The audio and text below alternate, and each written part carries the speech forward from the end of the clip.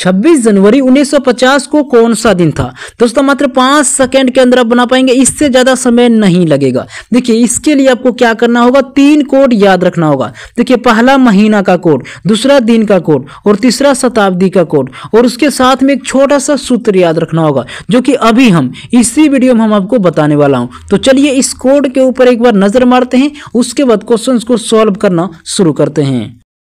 Calendar दिन का code, देखिए रविवार का कोड होता है 1, सोमवार का कोड होता है 2, मंगलवार का कोड होता है 3 और बुधवार का कोड होता है 4 और गुरुवार का कोड होता है 5 और शुक्रवार का कोड होता है 6 और शनिवार का कोड होता है 0। दोस्तों अब चलिए जानते हैं कैलेंडर महीना के कोड के बारे में। कैलेंडर महीना का कोड, देखिए जनवरी का कोड होता है 1, फरवरी का कोड होता है 4 और मार्च का कोड होता है 4 और अप्रैल का कोड होता है 0 और मई का कोड होता है 2 और जून का कोड होता है 5 और जुलाई का कोड होता है 0 और अगस्त का कोड होता है 3 और सितंबर का कोड होता है 6, अक्टूबर का कोड होता है 1 और नवंबर का कोड होता है 4 और दिसंबर का कोड होता है 6। दोस्तों जब आपका सवाल लीप वर्ष में पूछा जाए तो जनवरी और फरवरी महीना का कोड चेंज हो जाता है। देखिए जनवरी का कोड 0 हो जाता है और फरवरी का कोड 3 हो जाता है। आपको इतना ही याद रखना है। तो दोस्तों चलिए अब जानते हैं सेंचुरी कोड के बारे में।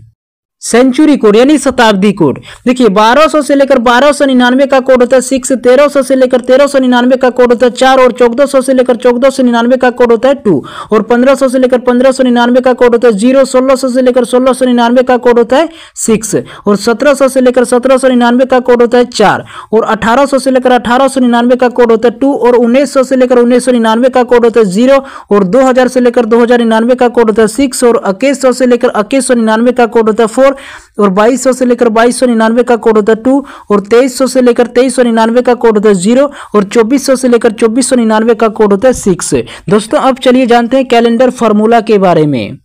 कैलेंडर फार्मूला, देखिए पहले आपको लिखना होता है दिनांक, उसके बाद आपको लिखना होगा महीना का कोड, उसके बाद आपको लिखना होगा वर्ष, वर्ष का आपको लास्ट 2 ही डिजिट लिखना होगा, उसके बाद आपको लिखना होगा लीप वर्ष, उसके बाद आपको लिखना होगा शताब्दी कोड और सभी को जोड़ के 7 से भाग दीजिए, आपका राइट आंसर आ जाएगा।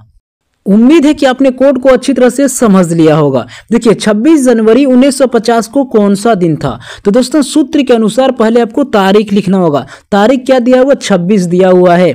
उसके बाद आपको लिखना होगा महीना का कोड, महीना क्या दिया हुआ? जनवरी, और जनवरी का कोड कितना होता है? 1 होता है। उसके बाद आपको लिखना होगा वर्ष, वर्ष का लास्ट 2 ही डिजिट लिखना होगा। देखिए वर्ष दिया हुआ 1950, लेकिन लास्ट आपको 2 ही डिजिट लिखना है, सिर्फ 50 को लिखना है। उसके बाद आपको लिखना होगा लीप वर्ष, तो 50 वर्ष के अंदर कितने लीप वर्ष होगा? 12 होगा। उसके बाद आपको लिखना होगा शताब्दी कोड, तो 1900 की शताब्दी कोड कितना होता है? 0 होता है। सभी को जोड़िए, 7 से भाग दीजिए, आपका राइट आंसर आ जाएगा।